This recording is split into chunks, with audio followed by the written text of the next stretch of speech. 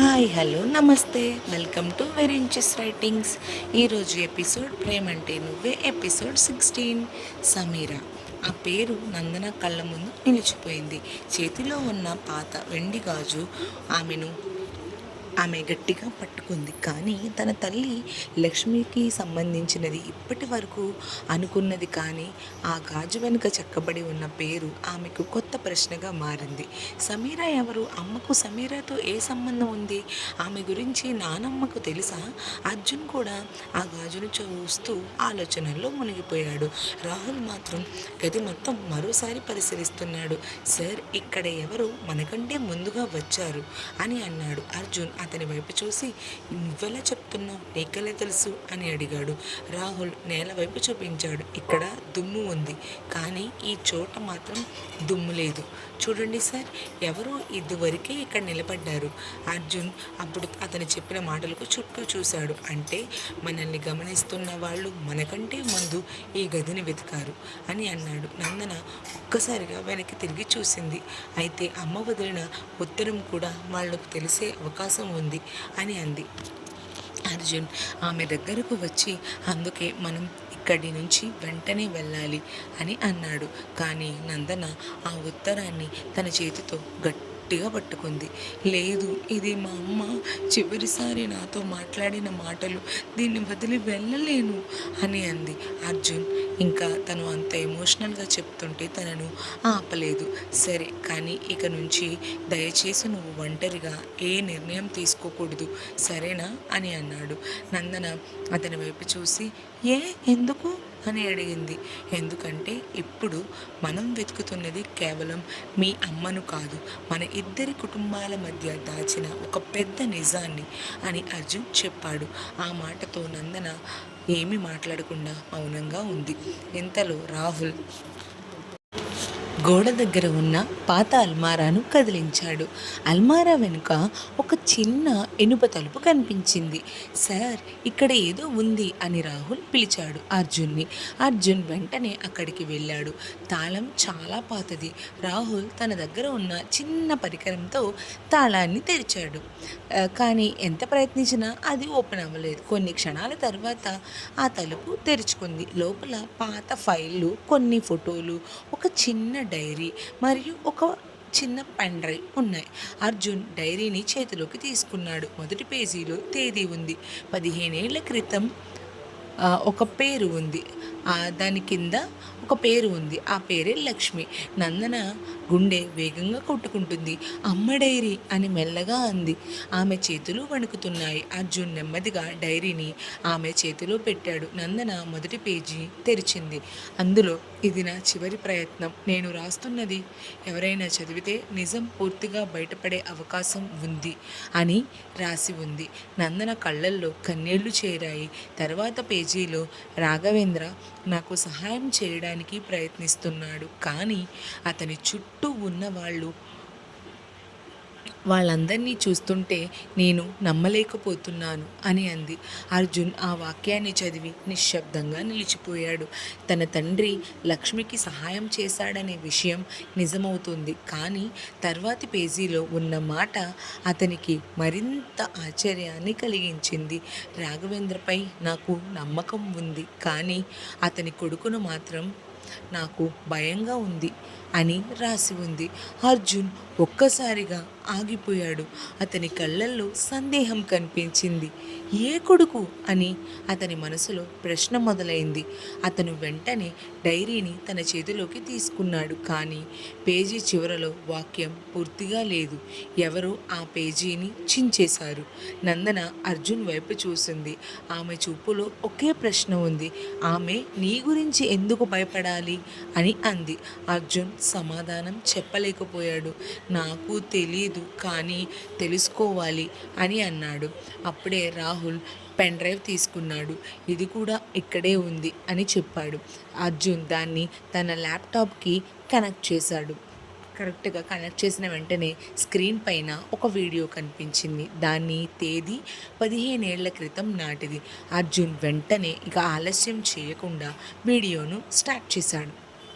స్క్రీన్పై లక్ష్మి కనిపించింది. ఆమె ముఖంలో ఆందోళన స్పష్టంగా కనిపిస్తుంది. ఆమె కెమెరా వైపు చూస్తూ మాట్లాడటం మొదలుపెట్టింది. నా పేరు లక్ష్మి. నాకు ఏమైనా జరిగితే ఈ వీడియోను నందనకు చూపించండి. నందన కళ్ళల్లో ఆ మాటలకి కన్నీళ్లు ఆగలేదు. అమ్మా అమ్మా అని నెమ్మదిగా అంది. లక్ష్మి మాటలు కొనసాగాయి. నందు, నువ్వు ఈ వీడియో చూస్తున్నావంటే నువ్వు పెద్దదానివై ఉంటావు. నిన్ను వదిలి వెళ్ళాలని నేను ఎప్పుడూ అనుకోలేదు. కానీ కొన్ని పరిస్థితులు నన్ను బలవంతం చేశాయి. నందన చేతులు వణికాయి. లక్ష్మి కళ్ళల్లో కూడా కన్నీళ్లు కనిపిస్తున్నాయి. నీ నానమ్మను ఎప్పుడు నిందించకు. ఆమె నిన్ను కాపాడింది. కానీ ఆమెకు కూడా తెలియని ఒక నిజం ఉంది అని లక్ష్మి చెప్పింది. అర్జున్ స్క్రీన్ వైపు చూస్తూ నిలిచిపోయాడు. లక్ష్మి కొద్దిసేపు వెనక్కి చూసింది. ఎవరో వస్తున్నట్టుగా ఆమెకు అనిపించింది. ఆమె త్వరగా మాట్లాడటం మొదలుపెట్టింది. నందన, నువ్వు ఎప్పుడైనా అర్జున్ అనే వ్యక్తిని కలిస్తే అతన్ని పూర్తిగా నమ్మే ముందు అతని తండ్రి గురించి నిజం తెలుసుకో అని చెప్పింది. అంతే. వీడియో ఒక్కసారిగా ఆగిపోయింది. ఇంకా ఆ మాటలన్నీ విన్నాక ఆ రూమ్ అంతా నిశ్శబ్దంగా మారింది. నందన మెల్లగా అర్జున్ వైపు చూసింది. అతని ముఖంలో ఏమీ అర్థం కాక నన్నెందుకు అంటున్నారనే బాధ కనిపిస్తుంది. అమ్మ కూడా నిన్ను నా గురించి ఎందుకు ఇలా చెప్పింది నీ గురించి అని నందన అడిగింది అర్జున్ని. అర్జున్కి మాత్రం ఏమీ అర్థం కావట్లేదు. ఏం చెప్పాలో తెలియక అర్జున్ తల వంచుకున్నాడు. నాకు తెలియదు నందన, కానీ నేను నీకు ఎప్పుడు హాని చేయను నందన అని అన్నాడు. నందన వెంటనే సమాధానం ఇవ్వలేదు. ఆమె మనసులో ప్రేమ, నమ్మకం, అనుమానం ఈ మూడు భావాలు ఒకేసారి పోరాడుతున్నాయి. అర్జున్ మాత్రం ఆమె నిర్ణయాన్ని బలవంతం చేయలేదు. నన్ను నమ్మాలా వద్దా అనే నిర్ణయం నీది. కానీ నిజం బయటపడే వరకు నేను నీతోనే ఉంటాను, అది ఏదైనా అని అన్నాడు. ఆ మాట నందన గుండెను తాకింది. ఆమె కళ్ళల్లో కన్నీళ్లు మెరిశాయి. అర్జున్ అని మెల్లగా పిలిచింది. అతను ఆమె వైపు చూశాడు.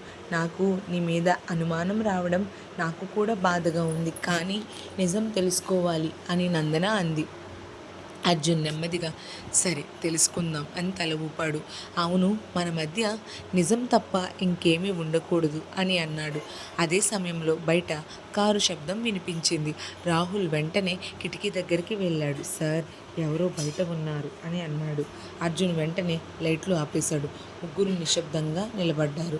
బయట ఒక కారు కొద్దిసేపు ఆగింది. తర్వాత దాని లైట్లు ఆరిపోయాయి. ఒక వ్యక్తి కారులో నుంచి దిగాడు. అతని చేతిలో ఫోన్ ఉంది. అతను ఎవరికో మెసేజ్ పంపుతున్నాడు. వాళ్లకు వీడియో దొరికింది అని పంపగానే అవతల నుంచి వెంటనే సమాధానం వచ్చింది. అయితే ఇక మనం అక్కడ రెండో దశ మొదలు పెట్టండి. అతను ఫోన్ జోబీలో పెట్టుకుని అక్కడి నుంచి ఏమీ చేయకుండా వెళ్ళిపోయాడు. కొద్దిసేపటి తర్వాత అదంతా గమనిస్తున్న అర్జున్ వాళ్ళంతా కూడా బయటకు వచ్చారు. కారు వెళ్ళిపోయిన దారిని చూస్తూ నిలబడ్డాడు. అతని మనసులో ఒక నిర్ణయం ఏర్పడింది. ఇకపై నిజం కోసం మాత్రమే కాదు, నందనను కాపాడడానికి కూడా పోరాడాలి. మరొక వైపు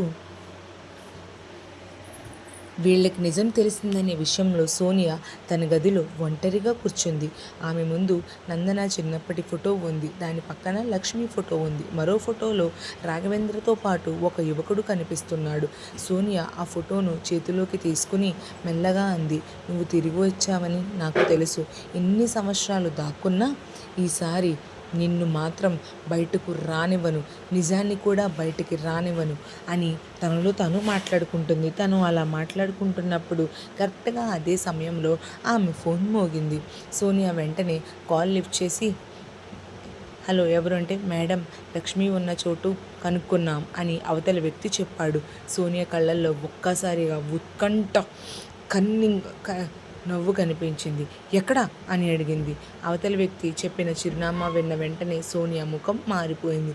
ఆమె కుర్చీ నుంచి లేచి అక్కడికి ఎవరూ వెళ్ళకముందే ఆమెను అక్కడి నుంచి మన వాళ్ళు తీసుకెళ్ళి అక్కడి నుంచి తరలించండి అని చెప్పింది. కానీ మేడం అని అవతల వ్యక్తి ఏదో చెప్పబోయాడు. ఆమె వెంటనే అతని మాటను ఆపేయ్ అని ఆపేసింది. నందన అక్కడికి చేరితే అన్నీ అయిపోతాయి, అందుకే అర్జెంటుగా తనను అక్కడి నుంచి మార్చేయండి అని అంటుంది. కరెక్ట్గా అదే సమయంలో శాంతిపురానికి దూరంగా ఒక చిన్ని ఇంటి కిటికీ దగ్గర ఒక మహిళ నిలబడి ఉంది. ఆమె చేతిలో అదే పాత ఫోటో ఉంది. ఆమె ఫోన్ మోగింది. అవతలి వ్యక్తి ఒక మాట మాత్రమే చెప్పాడు. అమ్మ. నందనకు నిజం తెలియడం మొదలయ్యింది. ఆ మహిళ కళ్ళల్లో కన్నీళ్లు చేరాయి. ఆమె మెల్లగా కిటికీ తెరిచి బయటకు చూసింది. నా కూతురు నన్ను వెతుక్కుంటూ వస్తుంది. ఇక నేను ఆమెను దూరంగా ఉంచలేను అని అంది. ఆమె చేతిలోని ఫోటోను గుండెలకు హత్తుకుంది. కానీ ఆమెకు తెలియని విషయం ఒకటి ఉంది. ఆమె ఉన్న చోటుకు ఇప్పటికే మరొక కారు చేరుకుంది. తన కూతురిని చేరుకోనివ్వకుండా ఆ కారులో నుంచి దిగిన వ్యక్తి సోనియా మనిషి కాదు. అర్జున్ తండ్రి రాఘవేంద్రకు అత్యంత సన్నిహితుడు. అతను వెంటనే ఆ ఇంటి తలుపు దగ్గరకు వెళ్ళి నెమ్మదిగా ఆ తలుపు తట్టాడు. లోపల ఉన్న మహిళ తలుపు తెరిచింది. ఆ వ్యక్తిని చూసిన వెంటనే ఆమె ముఖంలో తెలియని భయం కనిపించింది. నువ్వేంటి ఇన్ని సంవత్సరాల తర్వాత ఎక్కడికి ఎందుకు వచ్చావు అని ఆమెను అడిగింది. అతను నెమ్మదిగా అన్నాడు, లక్ష్మి, ఇక దాక్కోవడానికి సమయం అయిపోయింది. నందన నిన్ను వెతుక్కుంటూ నీ గతానికి చాలా అంటే చాలా వేగంగా దగ్గరికి వస్తుంది. కానీ ఆమెకు నిజం చెప్పే ముందు ఆమె జీవితంలో అర్జున్ స్థానాన్ని నువ్వే నిర్ణయించాలి అని చెప్తాడు. లక్ష్మి కళ్ళల్లో కన్నీళ్లు చేరాయి. అర్జున్ అనే పేరు వినగానే ఆమె చేతిలో ఉన్న ఫోటో నేలపై జారిపోయింది. ఎందుకంటే ఆ ఫోటోలో చిన్న నందన పక్కన నిలబడి ఉన్నది. లక్ష్మి మాత్రమే కాదు, చిన్న వయసులో ఉన్న అర్జున్ కూడా ఉన్నాడు. చిన్నప్పుడు వీళ్ళిద్దరికీ మధ్య ఉన్న సంబంధం ఏంటో తెలియాలి అంటే నెక్స్ట్ ఎపిసోడ్ వరకు వెయిట్ చేయాల్సిందే. మన ఈ ఎపిసోడ్ ఎలా అనిపించిందో నాకు కమెంట్ చేయండి. మన ఛానల్ని లైక్ చేయండి, షేర్ చేయండి, సపోర్ట్ చేయండి. మీ సపోర్ట్ ఎప్పుడూ ఇలాగే ఉండాలని కోరుకుంటూ thank you for watching. Have a good day.